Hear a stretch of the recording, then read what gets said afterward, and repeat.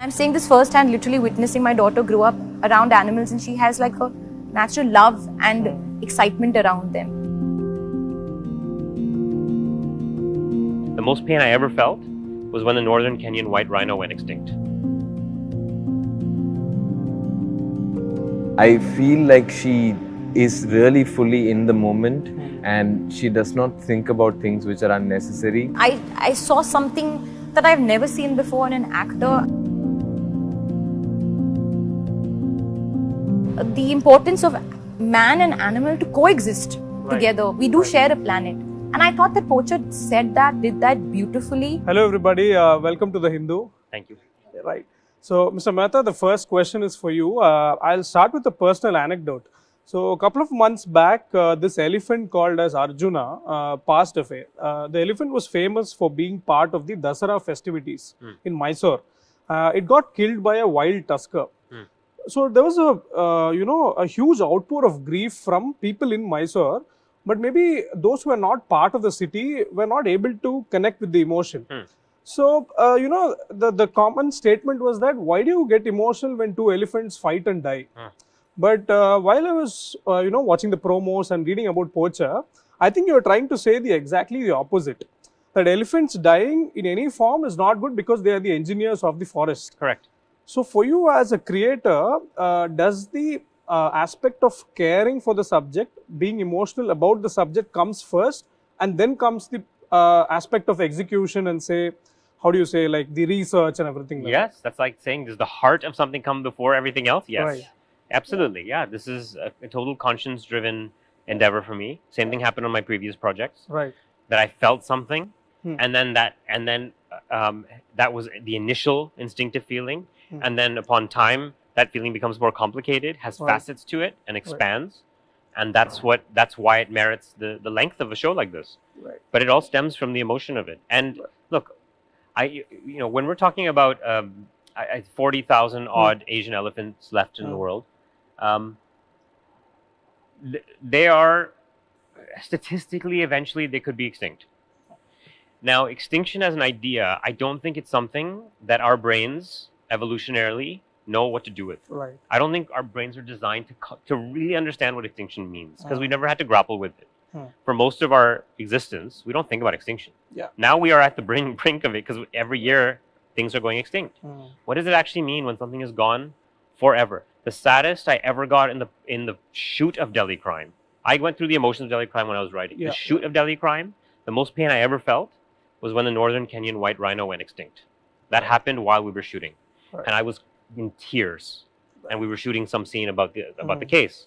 And that stemmed from, oh my God, we just witnessed extinction while we are just carrying on our way doing other things. Right. I mean, that's so aptly put. Alia, the popular actor that you are, of course, the scrutiny is about your project, what next are you doing? But for me, it was interesting to know that you had a great time in Africa, like enjoying the rich wildlife. And also the fact that you had a good experience in Bandipur in Karnataka. So I want to know, does this association with wildlife, is it like a getaway for you from your work?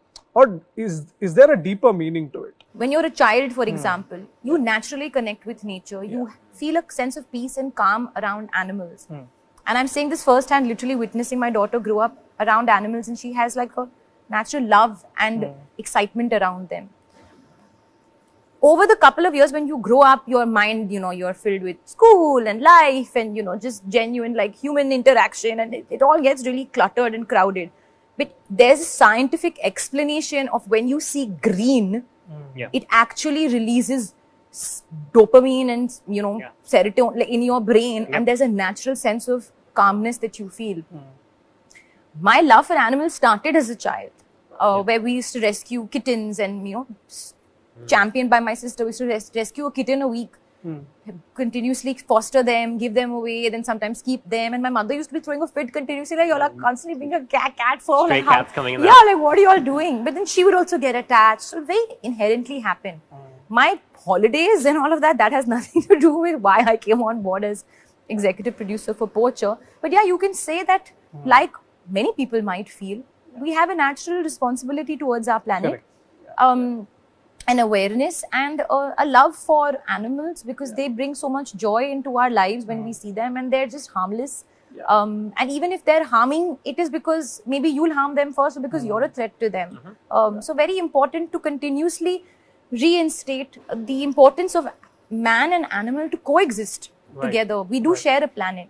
And I thought that Poacher did that beautifully, whilst being entertaining, whilst being thrilling, speaking about a very important cause and speaking about a very important incident that took place. And it's based on true events. So it just all naturally fit together. Lovely. Roshan, I would have loved to ask this to Nimisha, but she isn't there. But the fact that you share a camaraderie with her, I'm not going to the days of, say, Tondi Muttalu or Nayatu and all. Just in the recent years, apart from the fact that she plays this very fierce forest range officer in this series, she's done Jigardanda, as well as the fact that a very sensitive role in Chitta. So what explains this dream run of Nimisha? As someone who's done 3 projects with her and someone who's witnessed her performance like up front or whatever, or like has had the privilege of working with her for this long, I feel like she is really fully in the moment and she does not think about things which are unnecessary. She's very driven, very energetic, and she goes after what her heart tells her to go after with all her energy. And those are the, like, when I look at somebody and I feel like, okay, there's something in there that inspires me, these are the things that I think I see in Nimisha. So I'm guessing that's probably what's gotten her where she has gotten. And I wish she was here right now. She would have given you a much better answer. I think I could relate to it. I was going to come to actually Nimisha's performance, because it's something that I really was very, very moved by. Actually, all their performances, they're fabulous in the show. But I guess because she's an woman, and I saw something that I've never seen before in an actor. I literally did a deep dive into her work after that. I mean, of course, I had seen Great Indian Kitchen, but when I saw Poacher, I was just like, she's just taken it, she keeps taking it to the next level with everything that she's doing. And like Roshan said, it's because she's so present. She's really committing to the moment, and you sense it, you feel it. There's love in her eyes for what she's doing. And I really believe sometimes you can't calculate these things. You can't. And even with Richie creating Poacher, writing, directing, creating, there's love with what he's doing. With the way Roshan performs, I'm sure with the way Dibyendu sir performs, I think there's something that you can't, magic is not explainable, and you shouldn't try and explain it. You should just continuously try and give all the love that you have, and sometimes it's hard also, because sometimes you may not have that same kind of love, and then actually that's the real challenge. But in this case, when the whole world comes to life and you see Poacher, you just know that there's such genuine heart and intentions behind this. And Roshan, you said in one of the interviews that it's really difficult to give a 100% performance always. There are rough edges that remain, right? So when I was looking at your character in Poacher, there is one person who is a computer programmer and also somebody who fights wildlife corruption. But then you're also trying to handle, your family as well. Family life, Which one was more relatable to you? That work-life balance thing was definitely very relatable. I think it's something we all struggle with when we get into this sort of field of work. And I've not had, I guess, enough years to reach a sort of like level of maturity that Debuda is probably at right now. So that I could relate with. But knowing that I have an ongoing struggle with some sort of work-life balance, I haven't added on to that with the family or with the child. Now here's a man who's done that as well, and he definitely realizes that his passion's driving him elsewhere, and he also feels the pain of being an absentee father. And I just had to like draw whatever little I could from my life and then look for the rest in what Richie's written, and then the actual person. My research material was alive and kicking, and he was around. There was that. I love the moment with you in episode 5 in the church when you're so tired, and you're sitting at the table, and you're just like this, and you look up at your wife, and she just go. She just gives you that little nod, and you're just dead. But you have to go. We've all felt that. You have no life left, and you have to go. It's that feeling we can relate to. Sir, next question is for you. You said that once your job on the sets is over, you become yourself, right? That is your process. But can you tell me what is the process of getting into a character? Like here, you're battling a disease that's troubling you, as well as you're also hurt about the corruptions that's happening inside your department, right? How do you show that? Like, what is the process of getting into such character? I do a prep. My prep is every day. Right. I don't do a specific prep for a specific character because those things is mannerism. If I have to do something, mannerism, something very precise, I have to keep on practice that, he always does like this. Correct. Okay, so then you do a, otherwise as an actor, you do the prep every day. Right.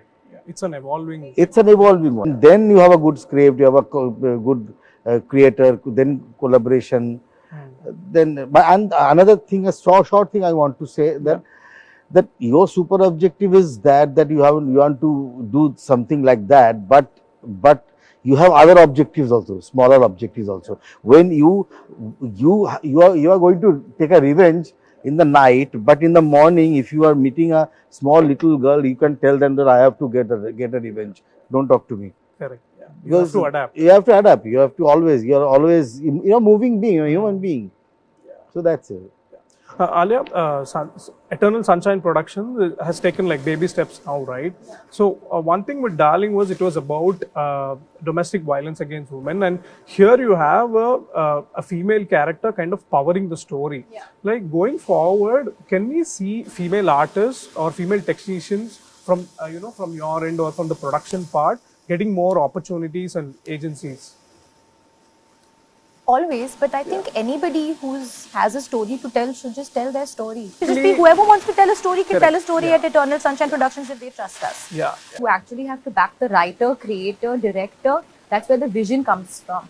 And final question to you, Mr. Mehta, is that you ensured that there's a very atmospheric tone to your filmmaking. Like, obviously you're talking about today's problems and everything, but there's also, it runs like a thriller. Like, how does you bring that balance? Labor. Right. A lot of work. You don't, when you're shooting something on a set and you take a take, he's not playing it as a thriller, nor is Roshan, nor would you be playing it as a thriller if we were. That's not, Nimisha is not, you're just playing it straight in reality. Right. That element comes in pacing, edit, music, tone. A lot of that stuff happens through the process of it. Right. But I generally write it as real. Thrillers are paced a certain way. Right. And that helps immensely. This is, I mean, you've seen the episodes. Yeah. First episode, it just gets pacier, faster pace as we go. And it doesn't feel dramatic. It's more haunting. It's haunting. Haunting is the right word. Yeah. Haunting with humor and with all kinds of things. Right. Thank Super. you. So all the best for Poacher, and thank you so much for your time. Thank you. Yes. Yeah. Thank you.